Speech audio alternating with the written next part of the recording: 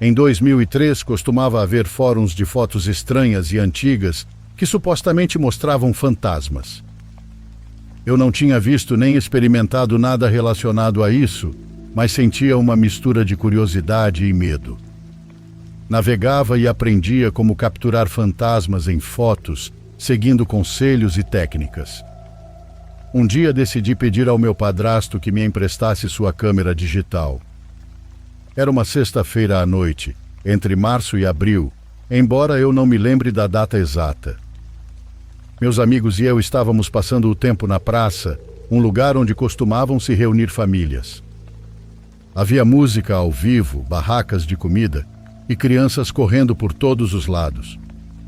Já passava das 10 quando, a caminho de casa com meu melhor amigo, tivemos a ideia de atravessar o cemitério para tentar tirar algumas fotografias paranormais. Ambos concordamos. O que não esperávamos era nos deparar com meu irmão mais novo e 4 amigos dele no caminho. Eles também voltavam para casa. Ele me perguntou aonde íamos e por que eu parecia tão animado, então contei a verdade. Todos se empolgaram e quiseram nos acompanhar. No começo eu hesitei. Não era um lugar para crianças, mas insistiram tanto que acabei aceitando, com a condição de que obedecessem todas as minhas instruções. Eles concordaram. Chegando ao cemitério, disse a eles que deviam respeitar o lugar e, diante de qualquer som ou presença, apenas apontar na direção para que eu pudesse tirar uma foto. Entramos por uma das paredes laterais e começamos a caminhar. O cemitério estava dividido em 2 partes, a Zona Nova e a Velha. Esta última era especialmente sombria, com estátuas quebradas e caminhos cercados por árvores que bloqueavam a luz da lua. Caminhamos entre os túmulos em silêncio. Eu tirava fotos ao acaso, mas não sentíamos nada estranho. Depois de alguns minutos, decidi que era hora de irmos embora. Nada tinha acontecido, então pegamos um caminho que cruzava entre as 2 zonas, brincando e rindo ao ver que nada havia acontecido.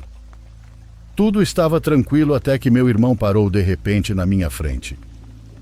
Seu olhar estava fixo na sombra de uma árvore, e seu rosto ficou pálido como um lençol.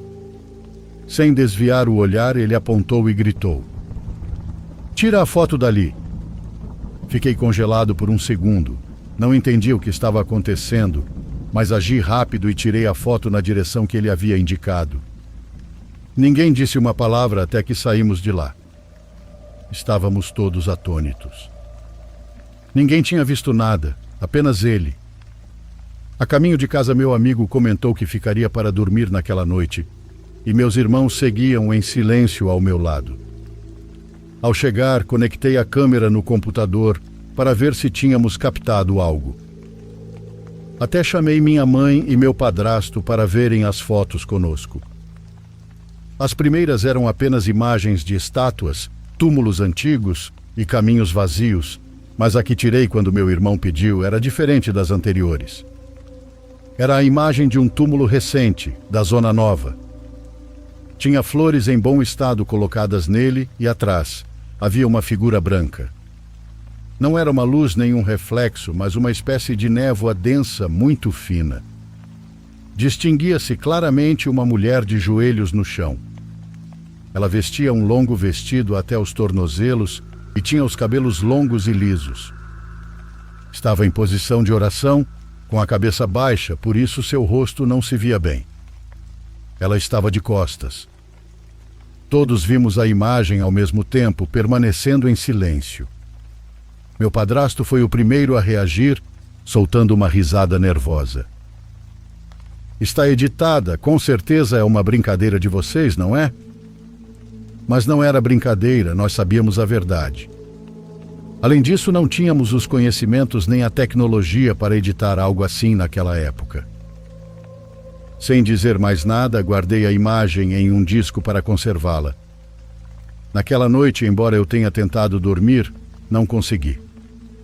Não parava de pensar naquela mulher, em sua postura tão peculiar. No dia seguinte, decidi voltar ao cemitério. Desta vez apenas durante o dia, pois queria saber quem era. Seguindo a localização da foto, Cheguei ao túmulo que aparecia na imagem. Era de um homem e ao redor havia outras lápides. Mas logo atrás havia uma com decorações de cisnes, pertencente a uma mulher junto a um bebê. O que chamou minha atenção foi que tanto o homem quanto a mulher e o bebê tinham o mesmo sobrenome. Eram uma família e haviam falecido no ano anterior, em junho de 2002. Perguntei à minha mãe, já que ela conhecia muita gente da cidade, e sim, ela sabia deles. A história era conhecida e considerada uma grande tragédia para aquele casal. A família havia saído para viajar em um fim de semana e, ao passar por uma estrada de asfalto, pararam no acostamento. A mulher desceu do carro por razões desconhecidas, aproximando-se pela janela do passageiro. Nesse momento, outro carro surgiu dirigido por jovens em alta velocidade. O veículo acabou os atingindo. O homem e o bebê morreram dentro do carro, mas a mulher foi arrastada e espalhada pelo acostamento. Desde então, nunca mais voltei ao cemitério. Não por medo, mas por respeito. Ainda assim, durante meses, mostrei a fotografia a todos que visitavam minha casa. Depois emprestei o disco para minha namorada da época, para que ela mostrasse a família dela. Ela nunca me devolveu. Com o tempo deixamos de nos falar e perdi o contato com ela. Perdi a foto, mas não esqueço da minha experiência, que garanto ser 100% real.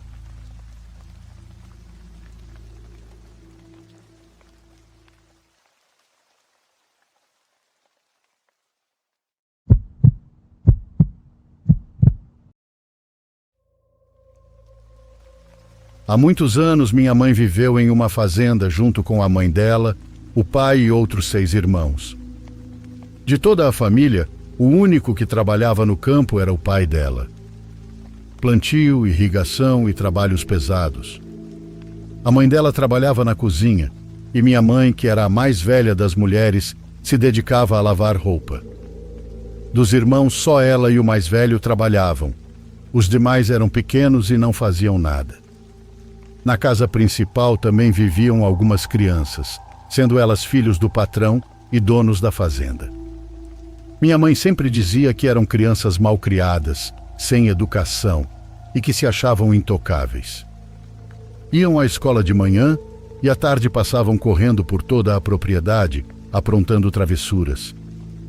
Às vezes eram coisas leves, como entrar nos quartos alheios, quebrar objetos e jogar comida. Mas em outras ocasiões já era mais sério. Às vezes entravam na cozinha para roubar facas, assustavam os cavalos com varas compridas, faziam trotes e armavam armadilhas. Chegaram a matar animais e ninguém lhes dizia nada. Não podiam ser repreendidos nem corrigidos porque eram filhos do dono. Minha mãe não se metia com eles e fazia o possível para passar despercebida. Mantinha distância. E se ouvia que eles estavam chegando, saía por outra porta. É fato dizer que não queria ter nada a ver com eles. Um dia aconteceu algo muito ruim. Chegou um senhor de visita à fazenda vindo do Mato Grosso. Não sei exatamente quem era, mas pelo que minha mãe conta, era alguém importante. Segundo ela, um grande cliente ou talvez um funcionário do governo, desses que usavam terno mesmo no calor que fazia. A questão é que ele veio para tratar de negócios, fechar um acordo ou algo assim, e trouxe o filho junto. Enquanto o homem entrou no escritório com o patrão, o menino ficou do lado de fora para brincar. Os outros 2 filhos do patrão o viram e o levaram. Ninguém pensou mal no início, pois eram apenas crianças. Mas quando a reunião terminou e o visitante chamou pelo filho, o menino não apareceu. Procuraram por toda a fazenda, pelos quartos, pelos estábulos e pelas árvores grandes. Anoiteceu e nada. Minha mãe disse que desde o primeiro momento soube que aqueles meninos tinham algo a ver. Na verdade, tinha certeza de que o que tivesse acontecido, fosse o que fosse, era coisa deles. Ela os conhecia bem, pois vinha observando há anos. Nunca de perto, mas os via e os analisava como se estivesse estudando. No dia seguinte, o senhor de terno ainda estava na fazenda. Era óbvio que não iria embora sem o filho. Mandaram chamar gente da capital para ajudar. Homens de confiança com caminhonetes. Fizeram uma busca mais profunda. Enquanto isso, minha mãe, sem querer chamar atenção, decidiu seguir os meninos da fazenda de longe, sem que a vissem. Seguiu em silêncio, cuidando cada passo, com o sol batendo de frente e o calor queimando a nuca. Os meninos andavam leves, sem mochila, sem água, como se soubessem que não iam precisar. Atravessaram o curral, passaram entre os estábulos vazios e entraram por um caminho de terra seca que quase ninguém usava. Um caminho que contornava o terreno e levava a uma zona árida, onde não havia mais cultivo nem sombra, apenas pedras, capim morto e uma formação rochosa, com uma abertura no meio. Ninguém teria pensado em procurar por ali, pois não fazia sentido um menino ir tão longe sozinho. Mas eles iam como se já tivessem ido muitas vezes. O filho do visitante estava deitado sobre uma abertura no chão, com os braços cruzados, completamente imóvel e sem vida. Entre os filhos do patrão puxaram o corpo, colocaram-no sobre o solo seco e, sem trocar palavra, começaram a cavar com as mãos. Minha mãe disse que não precisava ver mais nada, estava claro o que faziam. Estavam enterrando o menino. Ela já ia se virar para ir embora quando algo a obrigou a parar. Um homem apareceu e saiu do mato como se tivesse estado esperando o momento exato para surgir. Não era um dos trabalhadores, não era gente da fazenda, era alguém de fora. Começou a dar instruções às crianças dizendo como posicionar o corpo, o que cobrir primeiro e o que não tocar. Minha mãe se lembra com uma clareza assustadora, diz tremendo que era o próprio diabo. Assim mesmo, o próprio diabo diante dos seus olhos, vestido de preto e com detalhes brilhantes, que pareciam se mover como se fossem fogo. O rosto não se via bem, mas tinha a voz grossa daquelas que dá medo. Minha mãe se retirou devagar, cuidando para não pisar em galhos. Ela voltou para a fazenda com o estômago revirado, mas a cabeça estava fria, pois já sabia a quem contar e o que dizer. Contou tudo à minha vozinha. Disse que sabia o que tinha acontecido com o filho do visitante, que haviam o matado e que estavam enterrando o corpo naquele momento. Ela jurou de joelhos que ela mesma tinha visto. Minha avó não sabia ler nem escrever, mas era esperta e sabia que se falassem demais, se apontassem nomes, isso poderia lhes custar muito caro. A única coisa que conseguiu pensar foi mandar uma carta anônima. Pediu ajuda para escrever e depois pediu ajuda para entregar. Não disse mais nada, apenas onde estava o corpo, que direção tomar e o que procurar. Imediatamente a comissão foi até lá. Um grupo grande com homens armados, autoridades e gente da cidade. O que encontraram era pior do que haviam imaginado. Muito pior. Não era uma única cova, era uma espécie de cemitério improvisado, mal feito, mas usado muitas vezes. Havia pelo menos mais 7 corpos em diferentes estados, alguns recentes e outros já de muito tempo. E os culpados onde estavam? Não os encontraram, pois as crianças desapareceram. Procuraram, mas não com o mesmo empenho que tiveram pelo filho do visitante, que foi levado em um caixão branco direto para a capital. Todo aquele escândalo durou uns 2 meses, e a cada dia aparecia algo novo. Às vezes detalhes pequenos, às vezes coisas que tiravam o sono só de ouvir. Como quando disseram que os tinham visto dias depois na fazenda vizinha, andando os 2 meninos juntos e atrás deles um homem de preto. Ninguém se atreveu a meter com eles. Semanas depois soube-se que encontraram os cadernos que usavam na escola. Tinham sido queimados, mas um deles sobreviveu pela metade. Numa página escrita com letra infantil estava: Salve Nosso Senhor das Trevas. Isso é uma história que me arrepia só de escrever, pois minha mãe não mentia sobre isso. Só queria entender por que aquele demônio estava usando aquelas crianças.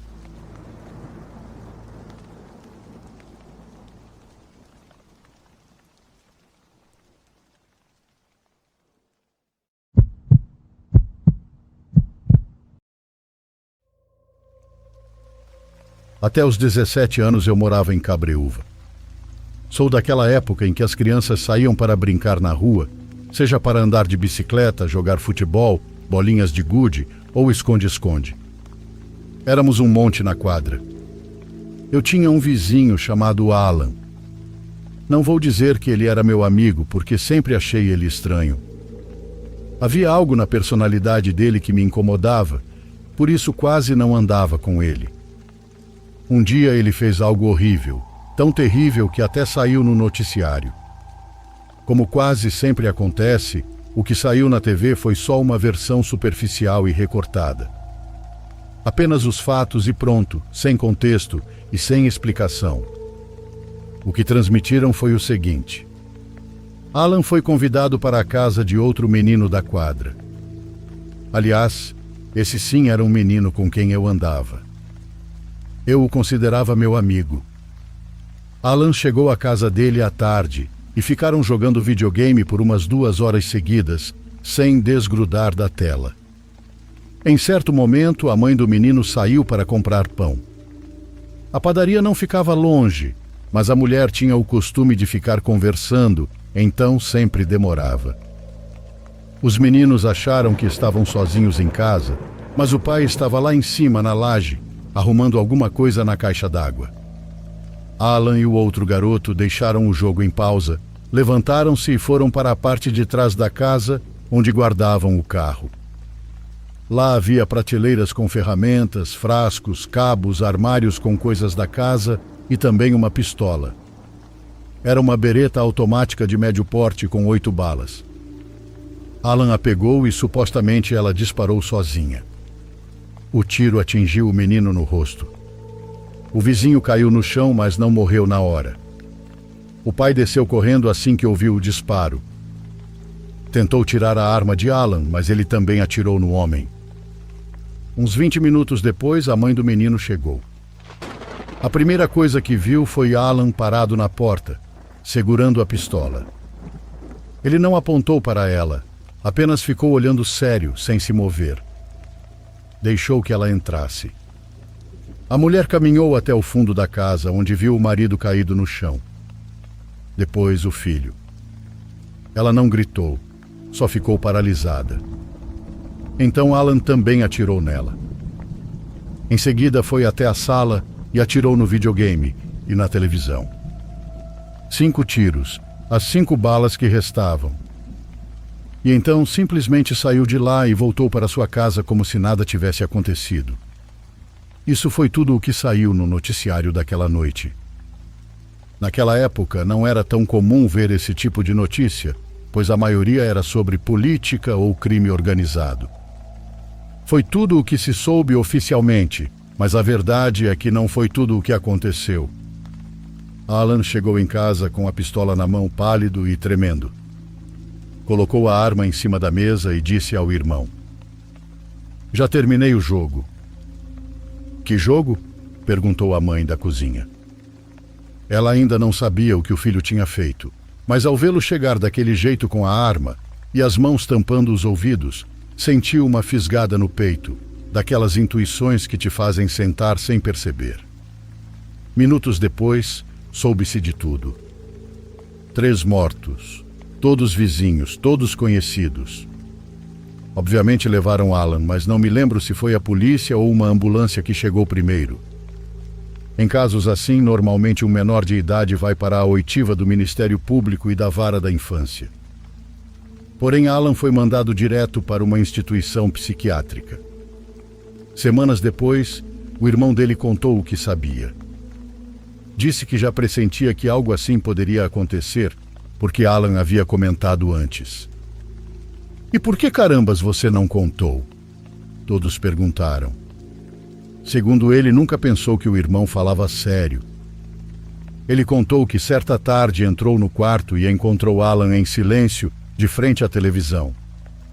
Estava arqueado, com os músculos tensos, como se estivesse sendo eletrocutado. Disse que parecia que o corpo dele tinha se desconectado do cérebro, que não respirava direito e que não piscava.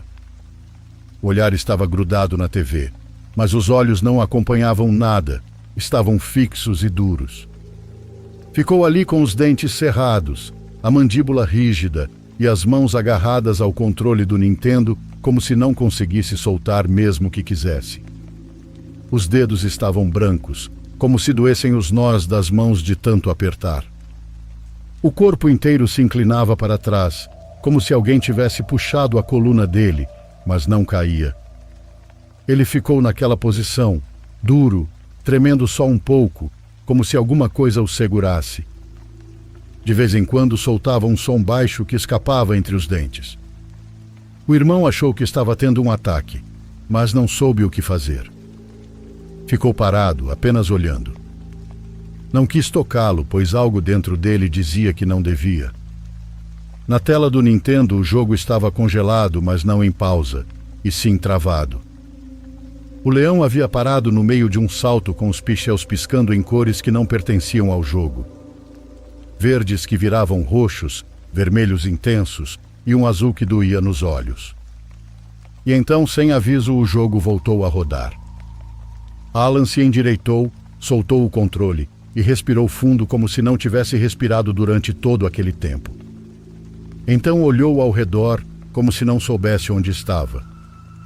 Depois pegou o controle de novo, disse ao irmão que o jogo era impossível e murmurou com a voz baixa: "Para terminar, tem que matar alguém." O irmão achou que ele falava do jogo, que precisava matar algum personagem lá dentro. "Não, alguém de verdade", disse Alan. "E lembre-se do que eu disse antes. Quando voltou para casa, depois de fazer o que fez, a primeira coisa que disse foi: 'Já terminei o jogo.' Isso se conecta a algo que você provavelmente já ouviu, uma lenda urbana muito forte que circulava de boca em boca nos anos 90. O que aconteceu com Alan não foi um caso isolado. Diziam que havia cartuchos piratas que colocavam coisas na sua cabeça, como mensagens subliminares, ordens e instruções. Isso eu não sei se é verdade, mas esse é um caso bizarro.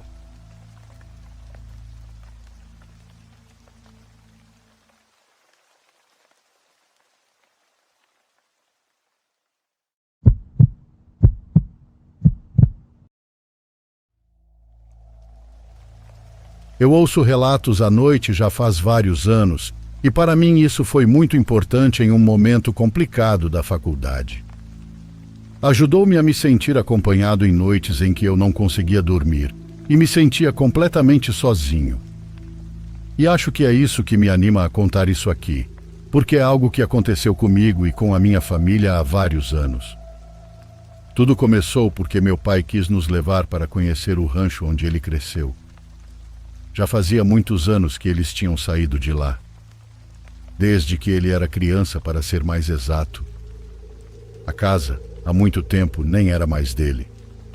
Alguém havia comprado e transformado em casa de campo, mas ele queria que a gente visse e que soubéssemos como tinha sido a vida dele quando pequeno. Não sei como ele fez para entrar em contato com o novo dono, mas quis alugá-la.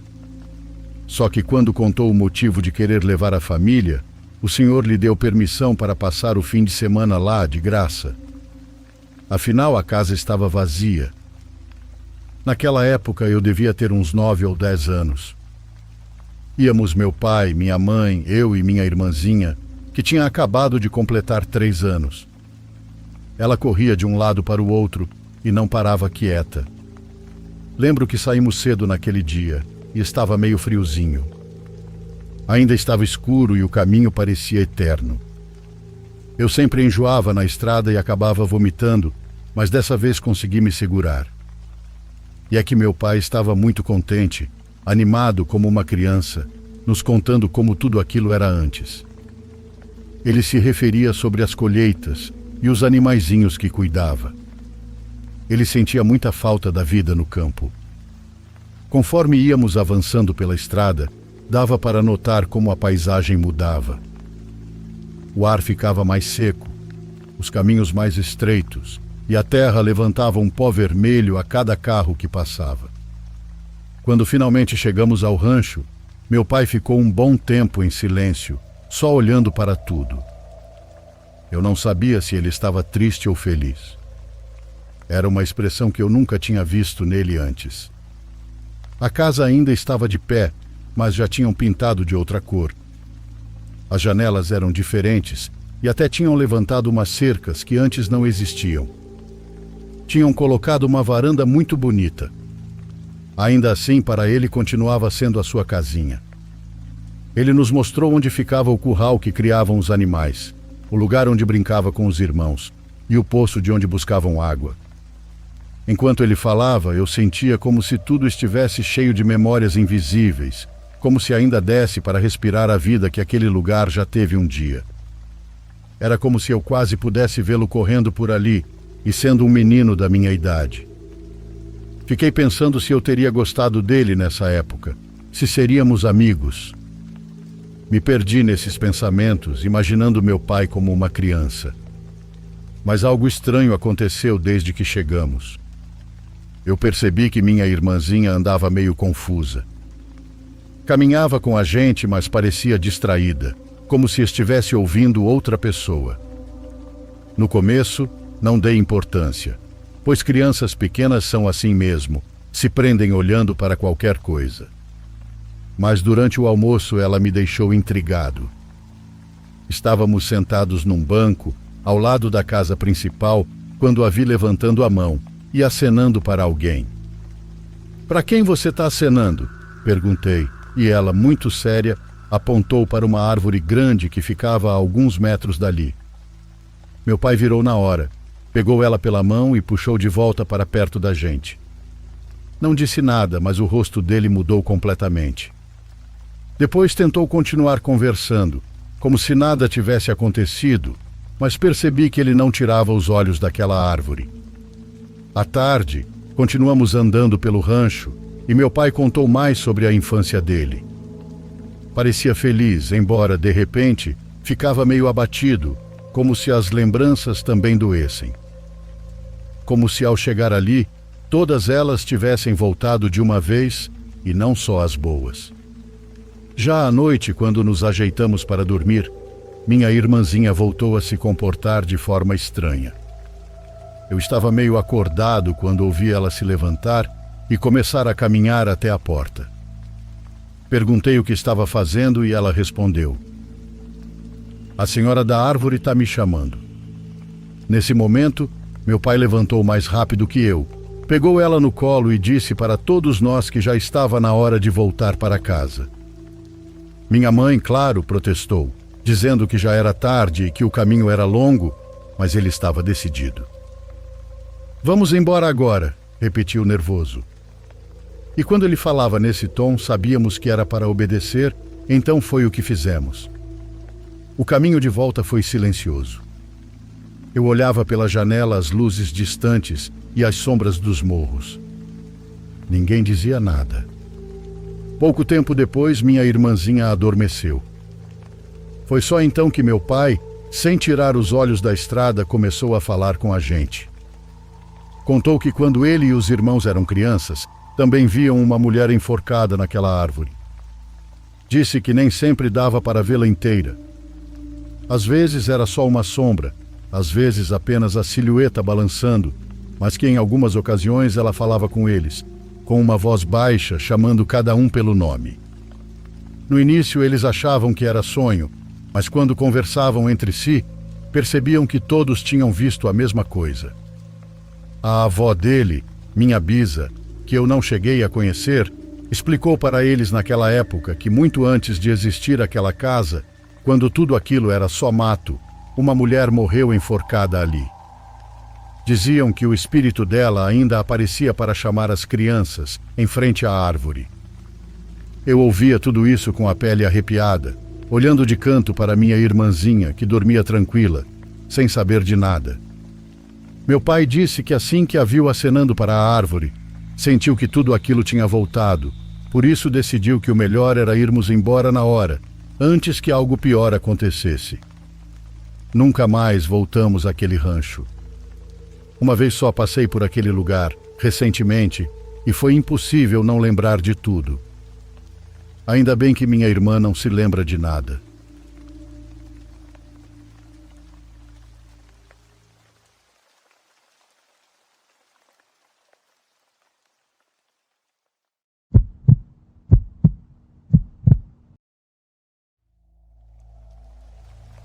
Essa história é de muito, muito tempo atrás.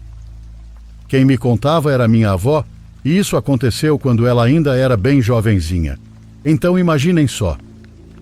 Desde então, ela sempre acreditou que seu tio Seferino não era exatamente estranho, mas conforme ficava mais velho, mais esquisito se tornava. Falava sozinho com o monte.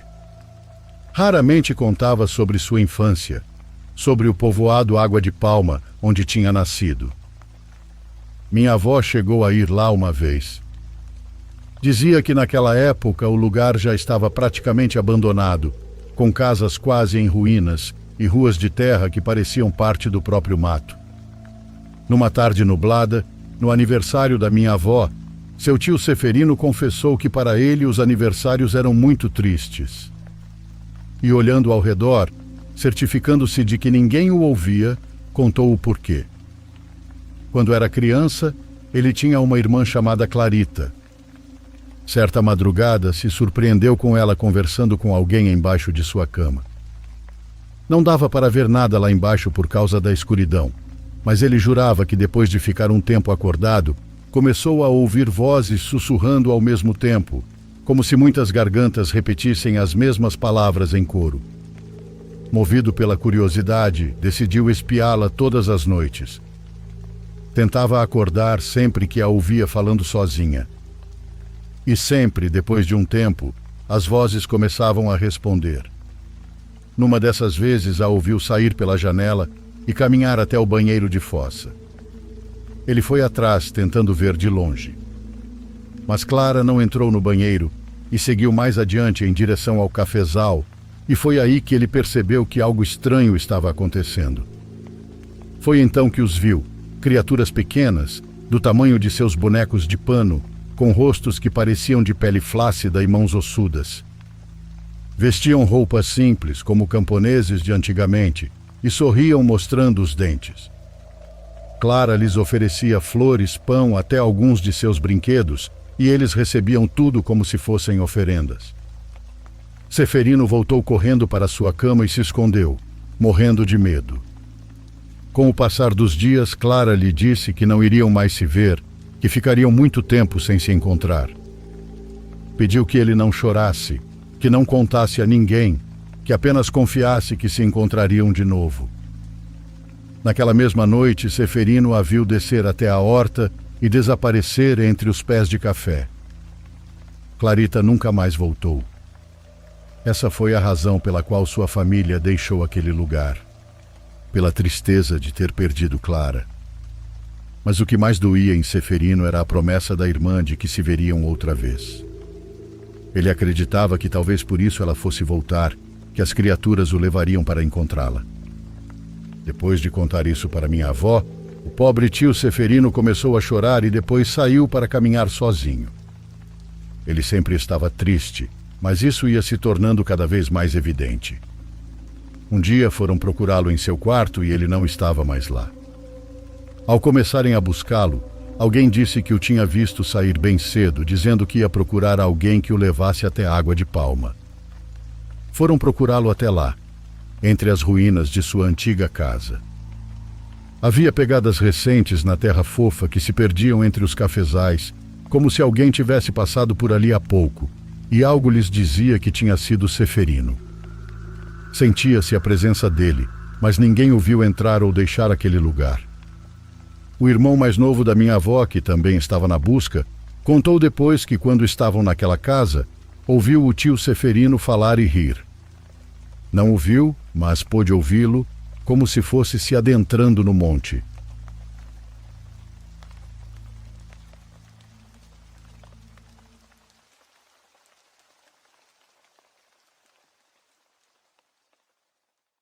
Por favor, curta e se inscreva se você estiver gostando.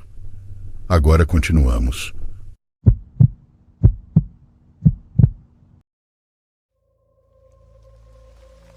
Isso aconteceu comigo no ano passado aqui no Canadá. Era o início da primavera e estávamos passando por um mês chuvoso, onde praticamente todos os dias caía algum tipo de aguaceiro, seja com garoa leve ou com fortes tempestades. Faço entregas para um restaurante popular na minha região. Então a chuva não é a coisa mais incrível, e eu tenho que passar por isso o tempo todo para pegar e entregar pedidos. Esta noite começou como qualquer outra. Cheguei ao trabalho às 6 e fiz alguns pedidos antes de conseguir um para entregar em uma área um pouco distante. Ficava a cerca de 16 quilômetros do nosso restaurante, indo para a parte mais arborizada da cidade. As estradas estavam todas cobertas por árvores, e a maioria dos bairros não eram visíveis das estradas principais durante a passagem. No caminho até lá, havia apenas um carro atrás de mim, o que não foi nada estranho. Uma vez que cheguei a cerca de 3 quilômetros, o facho dos faróis do carro atrás de mim do nada revelou um carro bem no meio da estrada. Pisei no freio, pois o carro estava de lado, bloqueando toda a estrada. O cara atrás de mim fez o mesmo, parando tão perto que fiquei surpreso por não termos colidido. Após os momentos iniciais de choque, olhei para o carro no meio da estrada. Era um sedã surrado e estavam com os faróis acesos, tornando meio ofuscante ver quem estava no carro. Eu diria que quem quer que estivesse lá devia estar dormindo ao volante ou algo assim, talvez apenas sem prestar atenção. Eu não vi de onde eles vieram. Estava muito escuro e eu não tinha certeza se eles estavam dirigindo pela estrada ou se tinham vindo de uma estrada secundária. O carro atrás de mim buzinou, claramente frustrado com o que quer que fosse. Eu provavelmente deveria ter sido mais cético, mas no momento em que algo maluco como isso acontece, é difícil pensar direito. De qualquer forma, o carro atrás estava perto demais para que eu pudesse recuar e o carro da frente bloqueava todo o caminho. Eu não poderia fazer nada a menos que um deles se movesse. Depois de um tempo com o cara buzinando, ele parou e saiu do carro. Olhei no espelho e vi um homem grande começando a andar na chuva. Ele parecia completamente furioso. Ele passou direto pelo meu carro e caminhou até o outro. Ele ficou na janela gritando furiosamente com quem estava lá, mas com a chuva forte, eu mal conseguia ouvir o que ele dizia. Eu também não conseguia ouvir nada do que a outra pessoa estava dizendo, e nem ao menos sabia se ela estava respondendo. Eu vi o homem lá fora bater na janela algumas vezes, enquanto gritava e berrava. Porém, de repente, ele parou e ficou completamente quieto. Ele lentamente se afastou da janela e caminhou nervosamente até mim. Ele olhou em meus olhos através do vidro e me mandou abaixar. Eu abaixei e ele disse que era melhor ligar para a polícia ou sair dali. Assim que consegui perguntar o porquê, ele me disse que lá dentro do carro havia uma mulher literalmente sem cabeça. Assustado com o que ouvi, perguntei se ele tinha certeza do que tinha visto. Ele disse que sim e que era melhor sairmos dali. Ele entrou em seu carro e deu ré. Foi quando o homem que bloqueava a pista saiu do carro com uma arma em mãos que tive noção da enrascada que entrei. Porém, assim que ele saiu, ele não apontou a arma para ninguém. Ao contrário, eu o vi colocar uma pistola dentro de sua boca e puxar o gatilho depois de uns 10 segundos. Parece que levou uma eternidade, e nesses segundos pensei em sair do carro e correr até ele. Porém, eu estava paralisado e não tive reação. Talvez se eu tivesse saído do carro, nem estaria aqui relatando isso. Então ele puxou o gatilho e vi um clarão. Fiquei olhando para o corpo dele por uns 5 minutos, antes de entender o que estava acontecendo. Eu não tinha reação, mas consegui sair do carro e ligar para a polícia. Quando eu cheguei próximo ao seu corpo, eu vi pela porta da frente uma mulher sem a cabeça no banco da frente, toda suja de barro. No banco de trás havia uma menininha toda encolhida, choramingando. Aquela cena doía em meu coração. A única coisa que fiz naquele momento foi pegá-la e levar para meu carro. Alguns momentos depois, a polícia chegou. Não sei quanto tempo levou, porque eu estava em meu carro tentando acalmar a garotinha. Nesse momento, meu chefe ligou perguntando o que tinha acontecido com a entrega, pois a cliente havia reclamado do atraso. Mencionei tudo e ele apenas disse: "Tudo bem, estou orando por vocês." Deixa que eu resolvo com a cliente. Irei dar um contexto breve para encurtar um pouco o que aconteceu. Aquele homem voltava de um passeio com sua família quando descobriu que a mulher dele estava lhe traindo com seu irmão. Ele, num surto de raiva, a matou e arrancou sua cabeça com uma pá. Por algum motivo, ele colocou o corpo no carro na parte da frente e tentou seguir viagem, mas possivelmente no meio do caminho não conseguiu suportar a culpa. Eu realmente tenho dó da garotinha. Seu olhar era de puro medo e fixou no fundo da minha mente. Espero que ela esteja bem.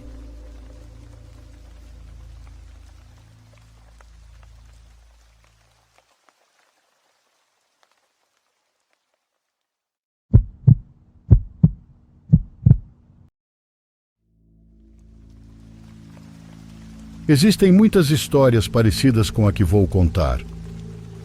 Podem parecer contos, mas posso dizer por experiência própria que não são. Pelo contrário, acredito que tantas experiências semelhantes são relatadas por um motivo. Tenho 2 filhas, uma de 9 anos, muito madura para a idade, e outra pequena de 4 anos, que tem sim uma imaginação muito fértil, mas infelizmente também sofre com muitos terrores noturnos. Tenho um pequeno negócio na frente de casa. Às 8 horas, a funcionária que cuida dele vai embora, e eu fico atendendo até às 10, quando meu marido chega e me ajuda a fechar. Algumas semanas atrás, uma vizinha da casa da frente veio até o meu negócio e disse que uma das minhas filhas estava ligando e desligando a luz do quarto e se espiando pela janela, como se quisesse dizer algo. Corri para dentro de casa para ver o que estava acontecendo. Minha filha de 9 anos estava trancada no quarto dela, como sempre faz nesse horário, mas a pequena estava muito assustada no meu quarto, o que dá para a rua, pedindo, por favor, que eu não a deixasse sozinha. Ela não quis me contar o que havia acontecido, nem para o meu marido quando ele chegou. Somente no dia seguinte, pela manhã, nos disse que já fazia algumas vezes que, depois que eu dava o jantar para elas e ia para o negócio, ela ouvia a minha voz dentro da casa, lá embaixo. Dizia que eu a chamava. Da primeira vez, ela pensou que fosse realmente eu e desceu as escadas, mas, ao chegar no final, percebeu que a minha voz vinha do fundo da casa, do quarto que usamos como depósito, um lugar sem luz onde nunca entramos à noite. Assustada, ela correu de volta para cima e, por algum motivo, não teve coragem de dizer nada, mas aquilo se tornou comum. Quando ela não estava com a televisão ligada no volume máximo, conseguia ouvir a minha voz chamando-a para descer. Ela aprendeu a ignorar, mas naquela noite não conseguiu. Dessa vez ela ouviu a voz quando saía do banheiro e teve coragem de responder. Eu não vou descer. Já sei que você não é minha mãe. Foi quando escutou que o que quer que estivesse lá embaixo ficou irritado e começou a subir as escadas em direção a ela. A porta mais próxima era a do meu quarto, por isso ela correu para lá, trancou-se e começou a ligar e desligar a luz, tentando chamar a atenção da vizinha, que estava no quintal da casa da frente. Naquele momento, atribuíamos tudo à imaginação sem limites dela, até que a irmã mais velha ouviu o que havia acontecido. Aquilo que fala como você ainda está lá? Nos perguntou. Pedimos que ela explicasse o que queria dizer e foi então que ela contou que já ouvia essa voz fazia muito tempo. Ela disse: quando é de noite tem algo lá embaixo que tenta falar como você, mas a voz é um pouco mais rouca, só que quando grita não dá para notar tanto. Minha filha mais velha é muito séria. Nunca teve problemas, nem amigos imaginários, nem nada parecido. Não teria razão para inventar algo assim. Por enquanto, estamos fechando o negócio mais cedo para não deixar as meninas sozinhas. Agora eu também fico nervosa quando desço à noite, especialmente ao olhar para o quarto do depósito no caminho para a cozinha. É completamente escuro e por algum motivo sinto como se houvesse alguém me observando de lá, escondido.